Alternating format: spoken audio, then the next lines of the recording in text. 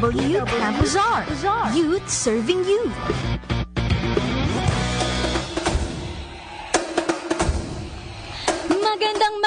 Magandang hapon, Luzon, Visayas at Mindanao. Kayo ay nakikinig sa Radyo Veritas 846. Ito ang PW Camp Bazaar. Na-miss nyo ba ako, kapanalig?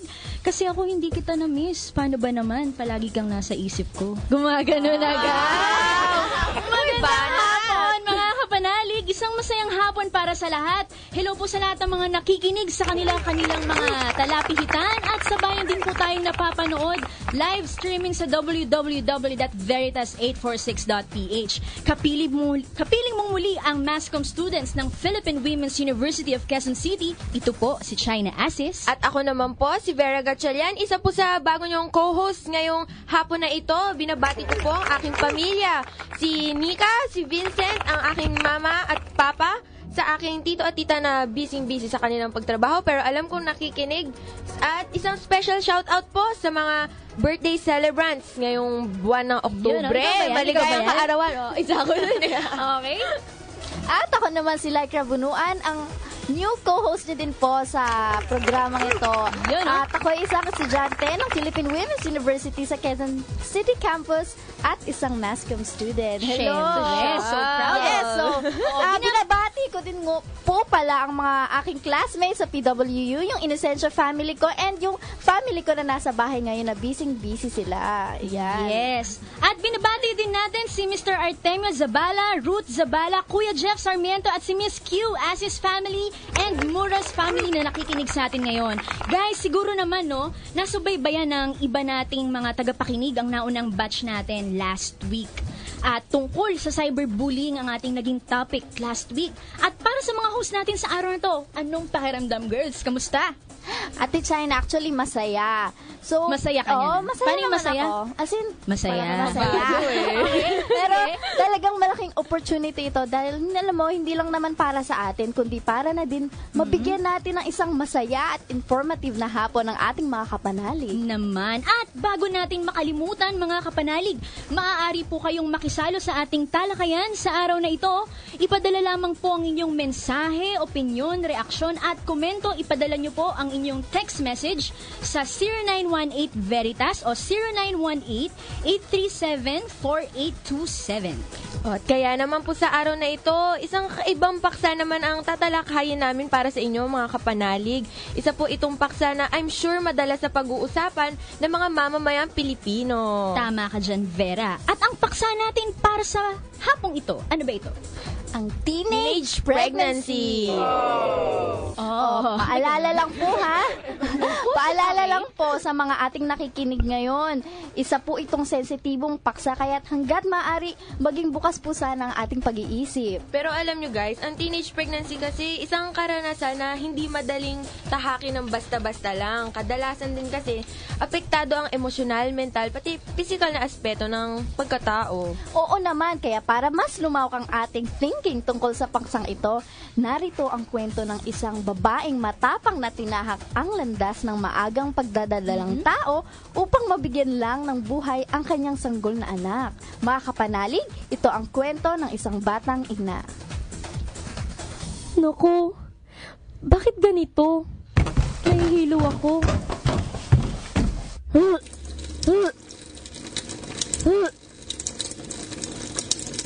Hala, buntis ako? Hindi pwede. Magagalit si nanay at tatay kung mangyayari yun. Hindi pwede.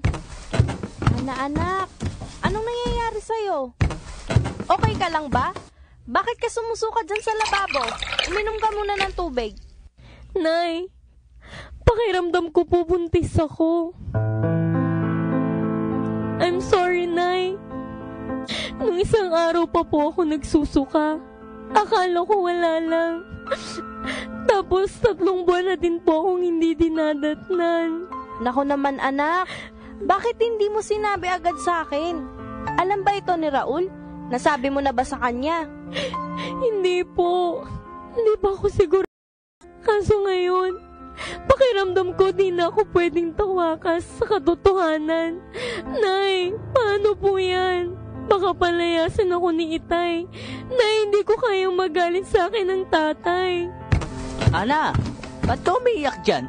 Pinagalitan ka na naman ng nanay mo, no?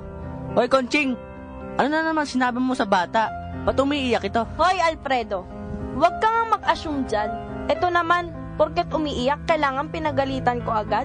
Hindi ba pwedeng baka may pinagdadaanan muna? May sasabing importante kasi sa'yo ang anak mo at pakinggan mo siyang maigi. Opo, mahal na asawa. O siya, tahan na anak. Huwag ka nang umiyak dyan. Andito naman ang tatay eh. Ano yung gusto mong sabihin? Tay, buntis po ako.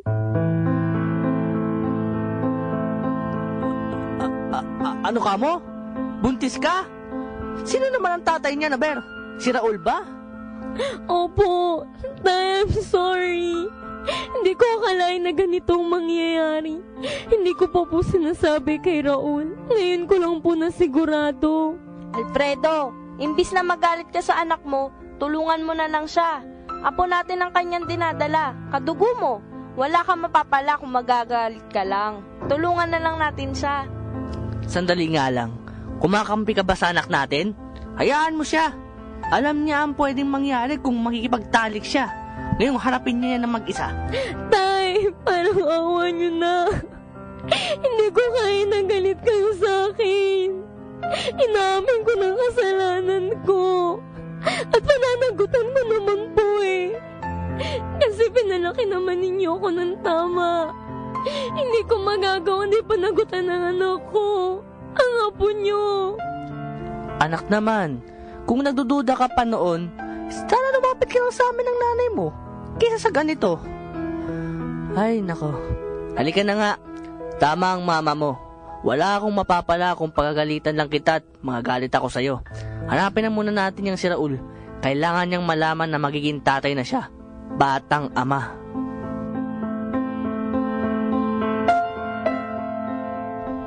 Iyon po ang ating True to Life story, mga kapanalig. Ano naman ang inyong mga reaksyon, panig, opinion o ideya ukol sa teenage pregnancy? I-text lamang po ang 0918-VERITAS o 0918-837-4827. Yun, no? Alam mo, sabi nga nila, no? Ang pag-aasawa, hindi gaya ng pagsubo ng mainit na kanin na pag napasok ka, iluluwa mo. Yan ang bentang-benta na nadidinig natin na warning mula sa mga matatanda, lalong-lalo na sa mga magulang natin, di ba guys? Lalo na ang ating mga magulang kasi talagang ang iniisip nila, kapakanan syempre ng kanilang mga anak. Kaya ito po ang napili naming paksang talakayin sa araw na ito dahil alarming yung pagtaas ng bilang ng mga napapasok sa teenage pregnancy sa ating bansa.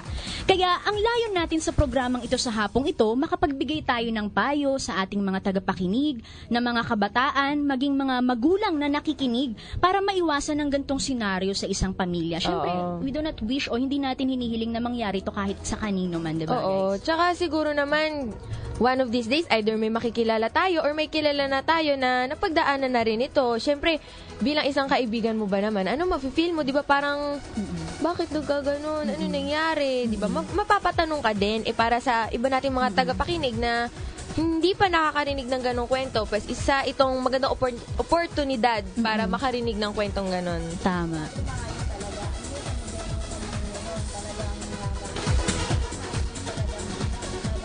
Kabataan talaga, no?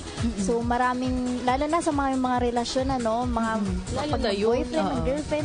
So, pwede natin pag-usapan paano makakapag-ingat yung may mga boyfriend-girlfriend para hindi mapasok sa ganong sitwasyon agad-agad. At saka wit-wit-wit, sabi ng Ibon, kay Angelica Panganiban, sabi wit-wit-wit, sabi ng Ibon, hindi naman dapat maging masama ang tingin natin dun sa mga kabataan na napasok sa teenage pregnancy. Maraming story eh. Kaya nga mamaya dapat nilang abangan kung anong inihanda natin sa kanilang istorya tungkol sa nagdaan sa teenage pregnancy. Kasi hindi naman natin sila dapat ikundina agad na napakasamang tao para kaya nga, pumasok diba, agad ng sinasabi teenage nila pregnancy. na before you judge, kailangan mong tingnan ko ano, what's behind of the situation, diba? Kung Akala ano ko, Sabihin mo, backstory, judgmental ako diba? pero di agad-agad. Yung hindi, ano naman actually, akala ko ang sasabihin niya, don't judge me because I'm not a book. Ay, Don't judge the book by its cover. parang ganun. May mga ganun. Oo. So, mga kapanalig, pwede nyong i-share ang inyong karanasan. Pwede kayo magpadala ng inyong katanungan mamaya. At sa pagpapatuloy natin, babasahin po namin ang inyong mga naging karanasan or baka may kakilala kayo, may tanong kayo, idudulog natin yan sa ating professional guest mamaya, Vera. Yes. Yes. Exciting to. Feeling Sobra ko. naman. Kaya sana, yung lahat ng mga nagluluto dyan habang nakikinig sa kanilang mga radyo, huwag kayong makalimot na magpadala ng inyong niluluto. Pwedeng pwede. Padala nyo Aabangin sa na sa amin. amin. Yan. Kakainin po namin. Lalo na si Vera nandito, talagang go na go dyan si Vera. Ay, si Vera po magbe-birthday. Yes. Happy birthday! Okay. Advance. Naks naman Monday ha. pa, pero At okay lang mga yan. kapanalig, hihintayin namin ang inyong mga padalang text messages, ang inyong opinion, kung ano ang gusto nyong sabihin sa air at marinig ang inyong kwento, i-text lang sa 0918 Veritas. Magbabalik po ang PW Campus R, Youth serving you!